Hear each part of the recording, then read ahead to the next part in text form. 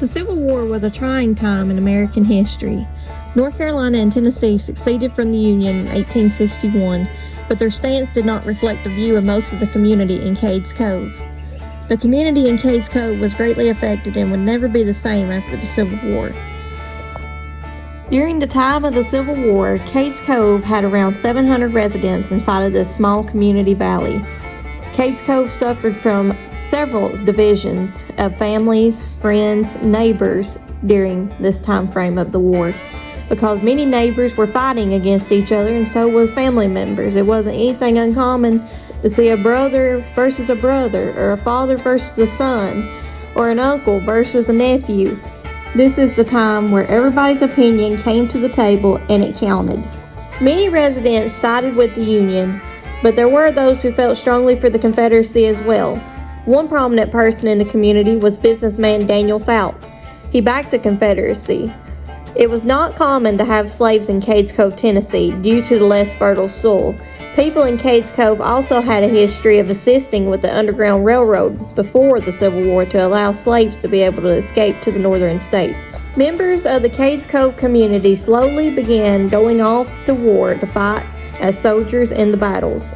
While others stayed behind, children were commonly used as lookouts for the incoming Confederates, as the Union was mostly associated in Cades Cove, not the Confederacy. They blew horns and made Pacific sounds to notify the community if troops were spotted approaching Cades Cove. In 1863, many raids occurred on their land, which negatively impacted the families of Cades Cove. Confederate soldiers stole livestock and grain from families in Cades Cove during this period, with shortages in supplies, tension between neighbors increasing, and Union sympathizers being targeted by the Confederate soldiers. This became a brutal time of the Cades Cove community to come together and to prove that they were all in this together. Russell Gregory, a prominent member of the Cades Cove community, grew tired of the raids from the Confederacy and established a group of men to fight back. Gregory and his men attacked the Confederate troops at Abrams Creek and won. The luck did not continue, as Gregory's son Charles, a Confederate soldier, notified the North Carolina rebels in 1864 of the location of his father's house.